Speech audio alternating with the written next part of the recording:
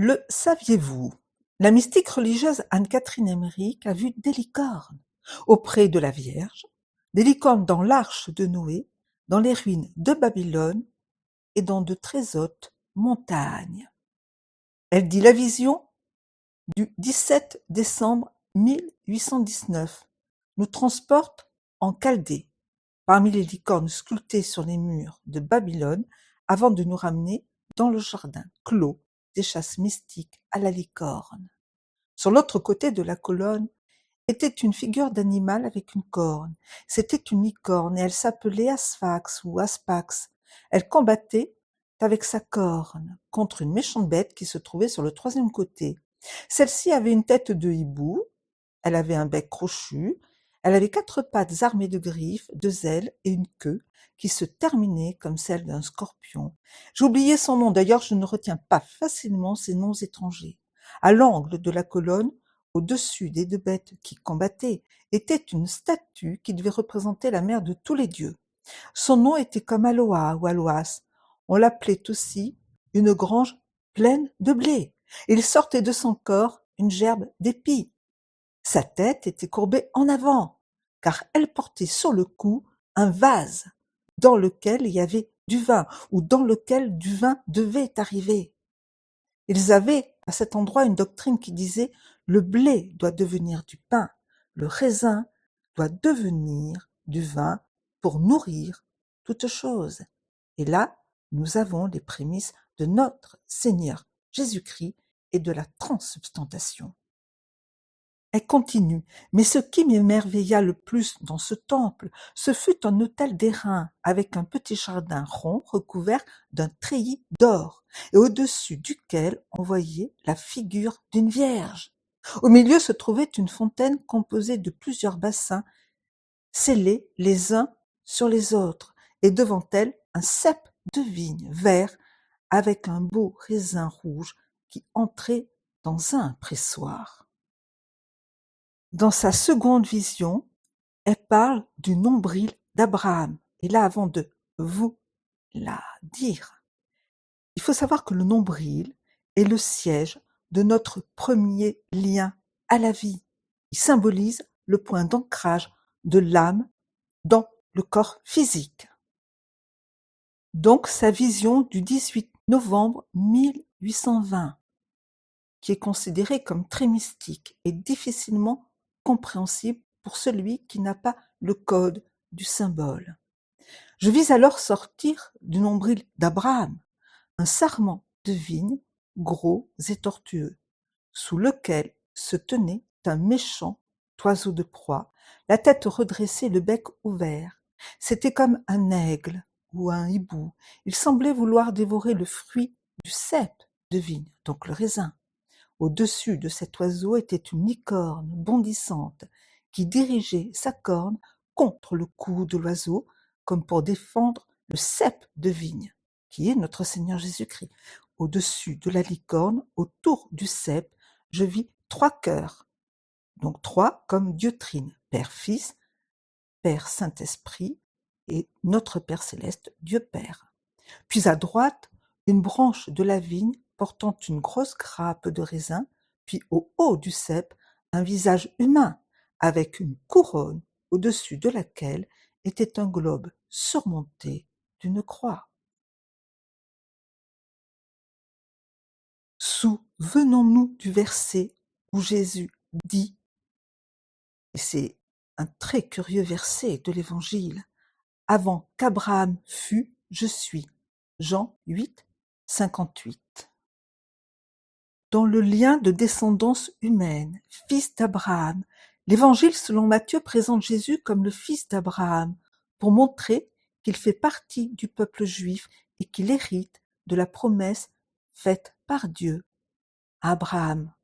En généalogie, la lignée humaine de Jésus, par son père adoptif Joseph, relie directement Jésus aux grands patriarches de la Bible, dont Abraham, Isaac et Jacob. En accomplissement prophétique, promesse, Dieu avait promis à Abraham que toutes les familles de la terre seraient bénies à travers sa descendance. Pour les chrétiens, Jésus est cette bénédiction finale et il est évidemment le Messie attendu. Sur le plan d'éternité et sur ce plan divin, spirituel, la foi chrétienne enseigne que Jésus existait bien avant qu'Abraham ne naisse sur la terre, car il est Dieu dès le commencement.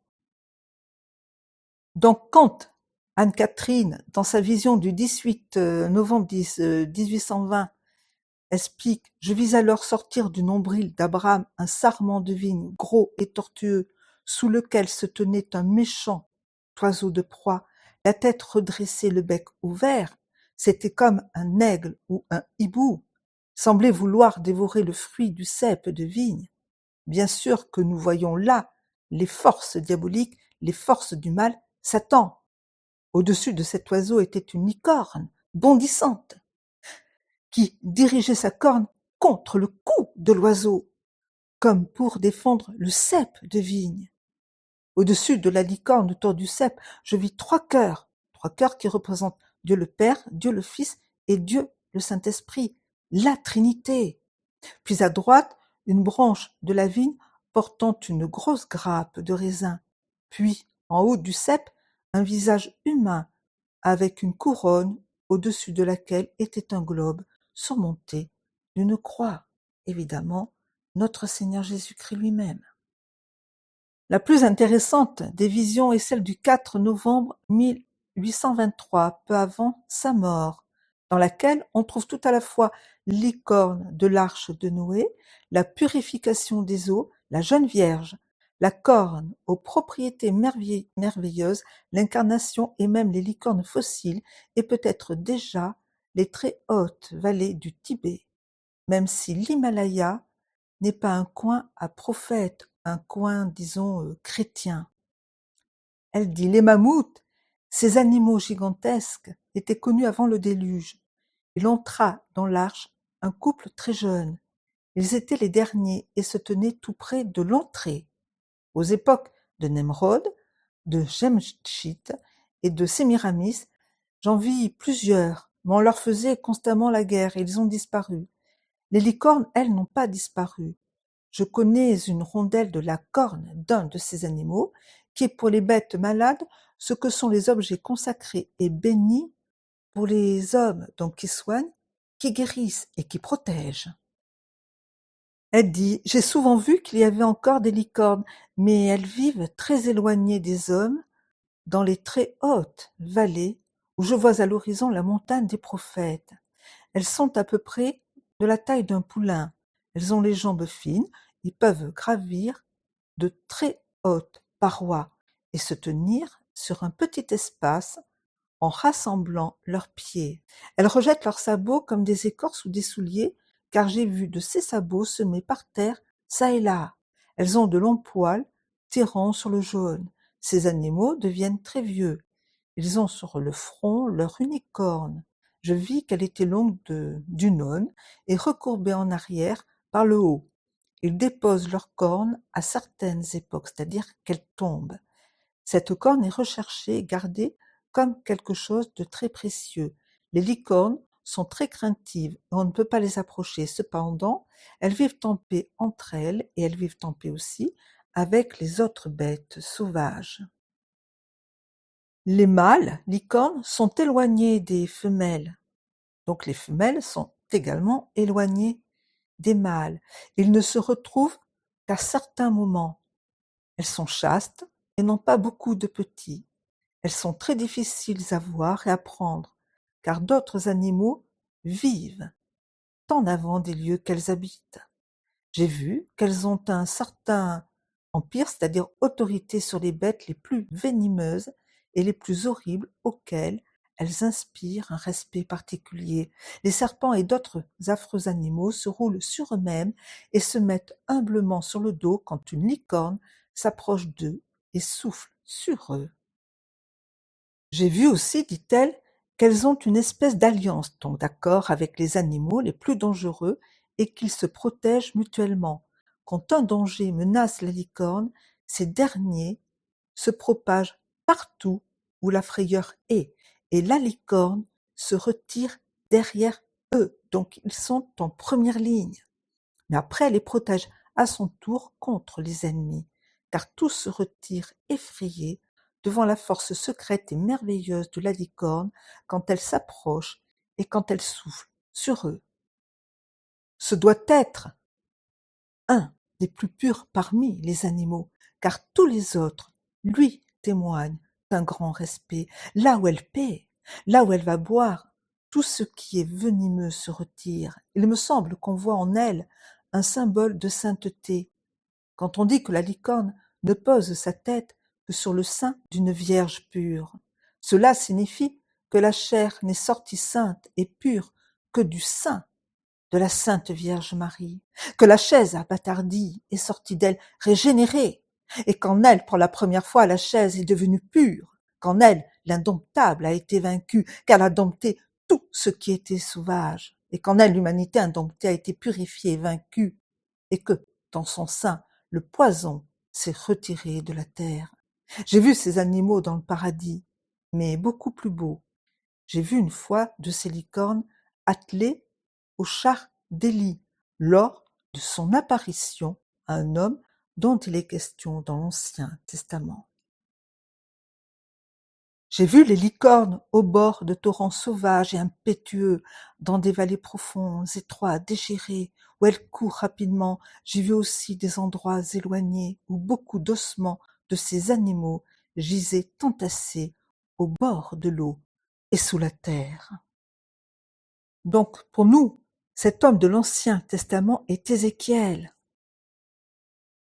Et la première vision d'Ézéchiel survient lorsqu'un vent violent souffle du nord, apportant avec lui un nuage brillant contenant le char de Yahvé, tiré par des créatures surnaturelles. Et ça, c'est intéressant. En l'honneur d'Anne-Catherine Emmerich pour ses extraordinaires visions, et surtout pour notre Vierge Marie, nous vous avons composé cette chanson.